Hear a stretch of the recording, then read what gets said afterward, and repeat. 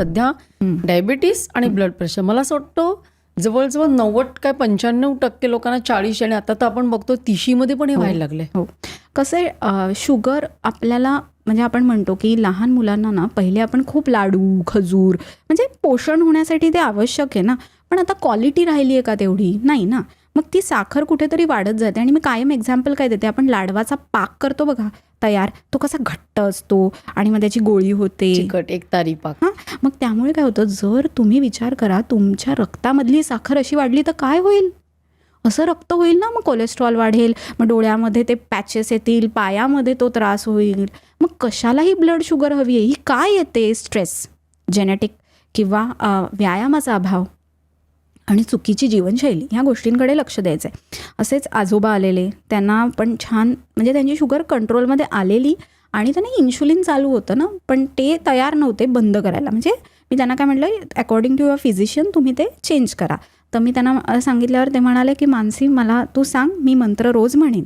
तर आपदामपहर्तारम दातारम सर्वसंपदाम लोकाभिरामम श्रीरामम भूयो भूयो नमाम्यहम, हा मंत्र त्यांनी म्हणायला सुरुवात केला. दिवसातनं 3 वेळा म्हणायचा होता, कारण शुगरचा परिणाम 3 वेळा दिसतो ना, फास्टिंग पोस्ट लंच 2 वेळेचे. सो त्यांना सांगितलं की हा मंत्र 1 ग्लासभर पाणी घ्यायचं, अर्धा कप असेल तरी चालेल, त्याच्यावरती हात ठेवायचा आणि हा मंत्र 21 वेळा दिवसातनं 3 वेळा म्हणायचा आणि ते पाणी पिऊन टाकायचं, सगळ्यात महत्त्वाचं. तसं त्यांनी केलं. त्यांच्या डॉक्टरना जाऊन भेटले, रिपोर्ट्स दाखवले, इन्शुलिन तर डॉक्टरनी बंद केलंच, गोळी पण अर्धी केली आणि त्यांनी मला येऊन सांगितलं की मानसी माझ्या आयुष्यात खरंच बदल झाला. म्हणजे ते डॉक्टरांना भेटतात, दर 8 महिन्याला टेस्ट पण करतात, पण ते काय म्हणाले, ॲटलिस्ट मी आता थोडंसं काहीतरी कधीतरी गोड खायला मला मिळायला लागलं आहे. सो हा परिणाम असतो आपल्या व्हायब्रेशन्सचा. याच्यामध्ये 2 गोष्टी झाल्या, त्यांचा विश्वास, त्या डेडिकेशननी त्यांनी 45 दिवस सलग हे केलं. हा मोठा स्पॅन आहे. एखाद्या माणसाला 1 दिवस सांगितलं तरी त्याच्याकडनं नीट होणार नाही. 45 दिवस केलं, त्याच्यानंतर ब्लड टेस्ट केली. सो तो त्यांचं क्रेडिट आहे की त्यांनी ते केलं. नाही, पण हे म्हणजे ॲज अ डॉक्टर मी तुला विचारते की डायबिटीस हा एक कॉम्प्लेक्स व्याधी आहे, बरोबर की नाही? हो. तर हे एका पेशंटमध्ये जर असं दिसलं आपल्याला तर आपण मान्य करू शकतो, पण हा असा तू काही स्टडी केलायस का की आता हा स्टडी चालू आहे, कारण आता लास्ट 6 मंथ्समध्ये माझा हा फर्स्ट पेशंट म्हणजे झालेला. त्याच्यानंतर आता जे 6 मंथ्समध्ये पुढे पेशंट वाढत आहेत त्या सगळ्यांची हिस्ट्री आणि रेकॉर्ड्स बरोबर ठेवलेले आहेत. प्रत्येकाच्या डिजिट्समध्ये फरक होतोय, म्हणजे आता 260 असेल तर 200 होतोय, असा बदल होतोय. म्हणजे जो कॉन्स्टंट एका जागची हलत नव्हती ना, HbA1c आता समजा 9 आहे, तर त्यामध्ये आम्हाला फरक दिसायला लागला.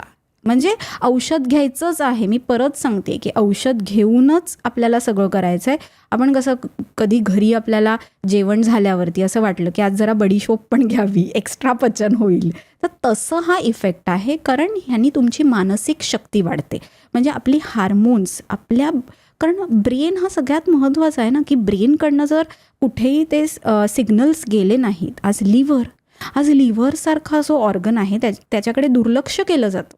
म्हणजे लिव्हर खरं तर किती महत्त्वाचं आहे. त्यांनी ठरवलं की काम नाही करायचं, सगळ्या गोष्टी बिघडतात. पायाला सूज येते, चेहरा पफी दिसतो, वजन वाढायला लागतं, पण त्या लिव्हरकडे आपण दुर्लक्ष करतो. त्याच्या डिटॉक्सिफिकेशनसाठी आपण कुठे काळजी घेतोय. सो लोकांना असं वाटतं की ब्रेन आणि हार्ट सगळ्यात महत्त्वाचे आहेत, पण लिव्हरला पण प्रत्येक ऑर्गनच, मी म्हणेन आपलं प्रत्येक सेल आपली महत्त्वाची आहे. आणि मग त्यासाठी मंजिरीताई अमेरिकेमध्ये असा स्टडी झालेला की तुमचं नामस्मरणाचा अभ्यास किती आहे. म्हणजे आपण जेव्हा एकदम शांत असतो ना, तेव्हा आपल्या शरीरातनं काही रेज बाहेर पडतात, अल्फा, बीटा, गॅमा आणि थीटा. आता जे थीटा रेज असतात ना, जेव्हा आपण एकदम डीप स्लीपमध्ये असतो ना, तेव्हा थीटा रेज बाहेर पडतात. सो त्या स्टडीमध्ये असं दिसलं की एखाद्या पेशंटनी त्याच्या रूममध्ये किंवा त्यांनी स्वतःनी ओमकाराचा नाद ऐकला. ओम हे मूळ आहे, म्हणजे it's a very powerful energy. म्हणजे त्याची शक्ती जी आहे ना, की तुम्ही ओमकार जरी ऐकलात ना, तर अँझायटी डिप्रेशनच्या पेशंटना त्यातनं बाहेर यायला निश्चित मदत होते. आज इतका तो अमेरिकेमधला रिसर्च गाजला की त्यांनी त्याच्या म्हणजे सगळीकडे पब्लिकेशन्स झाले किंवा आज अनेक TV चॅनल्सवर पण हे दाखवलं गेलं. पण आपण आपल्या घरी ते किती वापरलं, म्हणजे आपण नुसतं बघायचं नाही आहे. माझं काय म्हणायचं आहे, एखादी गोष्ट चांगली असेल तर ती आचरणात पण आणायची. म्हणजे प्रॅक्टिस केल्याशिवाय आपल्याला किती फरक पडतो ते नाही कळणार ना आपल्याला. आता एखाद्याला जेवणामध्ये मीठ कमी लागतं, एखाद्याला जास्त लागतं. सो प्रत्येक गोष्ट प्रत्येकासाठी वेगळी आहे ना. आता मला समजा गुलाबी रंग आवडते, दुसऱ्याला पिवळा आवडेल. So it differs. सो आपण कुठेही म्हणजे प्रत्येक व्यक्ती तितक्या प्रकृती जसं म्हणतो ना, की एखाद्याला पाणी आहे ते गरम करून प्यायला आवडतं, एखाद्याला साधं आवडतं, एखादा जिरं पाणीच पितो.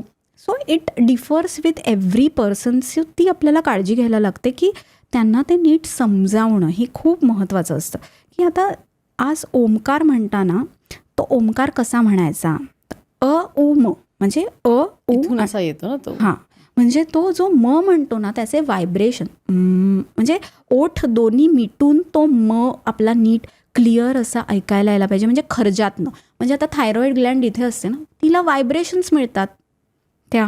आज हार्मोनल इम्बॅलन्स किती आहे शरीरामध्ये. म्हणजे पूर्ण एंडोक्राईन जी आपली सिस्टीम आहे ती रिसेट होते. षटचक्र आपली महत्त्वाची आहेत आणि सप्तचक्र म्हणजे महत्त्वाचं.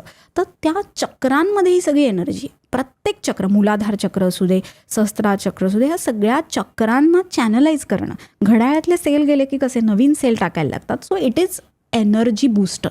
ह्या मंत्रांमधल्या ज्या ध्वनी लहरी आहेत ना त्या आपल्यावर काम करतात.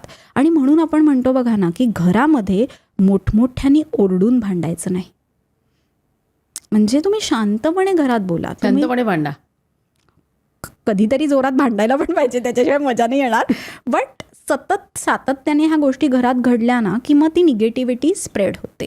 म्हणजे भांडताना मोठ्याने भांडणारे ऑब्व्हियस आहे ते, पण ते इमोशन्स आहेत ना कुठेतरी त्यांना कंट्रोल. म्हणजे पूर्वीच्या वेळी साधू संत जे काय करायचे ना, म्हणजे त्यांना त्या ध्यानामध्ये ते जायचे ना. सो त्यांच्या म्हणजे त्यांच्या शरीरातनं ज्या रेज बाहेर पडायच्या ना त्या खूप वेगळ्या होत्या. बघा ना, हातातलं पाणी घेऊन त्यांनी असं कोणाला स्प्रेड केलं मंत्र म्हणून, तरी त्या व्यक्तीला त्याचा इफेक्ट व्हायचा. किंवा आज सुश्रुत संहितेमध्ये असे उल्लेख आहेत की एखाद्या व्यक्तीला म्हणजे विषाचा काही परिणाम झाला तर कुठला मंत्र म्हणायचा. किंवा काश्यप संहिता जी आयुर्वेदातला खूप मोठा ग्रंथ आहे त्याच्यामध्ये काय त्यांनी सांगितलं आहे की औषध जेव्हा आपण निर्माण करतो ना, म्हणजे आता आपण एखादं तूप बनवतोय तर ते किंवा खलामध्ये घेऊन औषध खलतोय तर तेव्हा त्यांनी म्हणजे ह्या श्रीसूक्त हे लावायला सांगितले त्यावेळेला. म्हणजे 50% फरक औषधाने आणि 50% इफेक्ट ते श्रीसूक्त तिथे कुटताना लावल्यामुळे होतो. म्हणजे हे प्रत्येकाच्या बिलीफवर आहे की किती मानायच्या ह्या गोष्टी आणि कशा करायच्या. पण ज्यांचा विश्वास असतो ना त्यांना फरक नक्की पडतो. ही क्लिप शेवटपर्यंत बघितल्याबद्दल खूप खूप धन्यवाद. संपूर्ण एपिसोड बघण्यासाठी खाली दिलेल्या लिंकवर क्लिक करा आणि सर्व काही चॅनलला सबस्क्राईब करायला विसरू नका.